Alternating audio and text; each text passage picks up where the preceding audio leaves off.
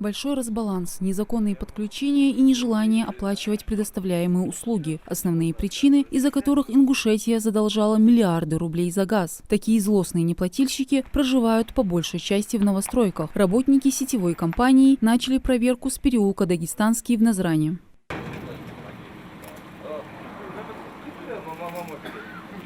Стук в дверь, а в ответ тишина. И такая картина практически по каждому адресу в этом переулке, несмотря на то, что большинство жителей находится дома. Об этом говорят силуэты в окнах и машины у ворот. Причин на это немало. Многие попросту не платят по счетам годами, и задолженность доходит до крупных сумм. Некоторые пользуются газом незаконно, и чаще всего подключение бывает небезопасным. После нескольких попыток газовикам все-таки открывают дверь. Они выписывают чек.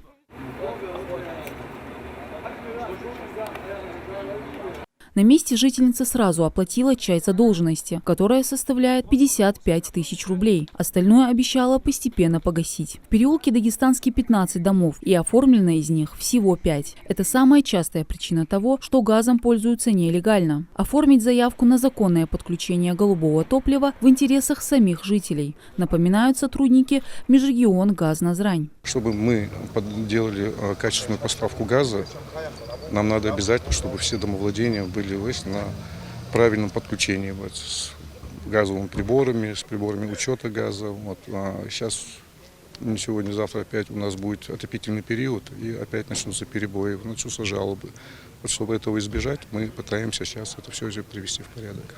Следующая улица Хаштырова. Здесь также большинство жителей пренебрегают как оплатой по счетам, так и законным оформлением, ссылаясь на то, что они в этих домах не живут. Семья Султыговых проживает во Франции. Дом в процессе стройки вот уже 10 лет. Сотрудники газовой компании объяснили нарушителям то, что голубым топливом в любом случае они пользуются. И это надо делать согласно закону. Султыговы обещают исправить ситуацию. Договор есть хайги ханзи хозяин хашкачиш ели ёлушхуге ахчудатедды ажман лягардедды на все согласны.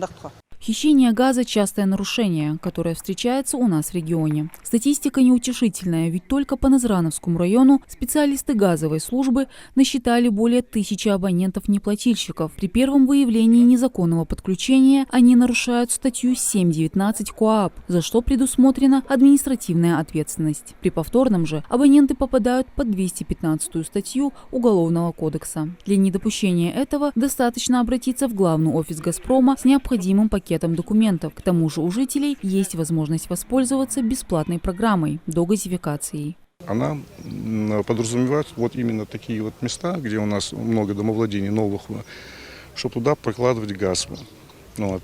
Люди пишут заявление по догазификации, им прокладывают до границ их участка, им прокладывают газ. Такие рейдовые мероприятия сотрудники «Газпром» Межрегион-Газ Назрань проводят на регулярной основе. Фиксируют лишь небольшой процент реагирования среди жителей. А к тем, кто игнорирует требования газовиков и не идут на контакт, будут применяться исчерпывающие меры реагирования. Мадина Цора, Султан Магушков, Магаз 24.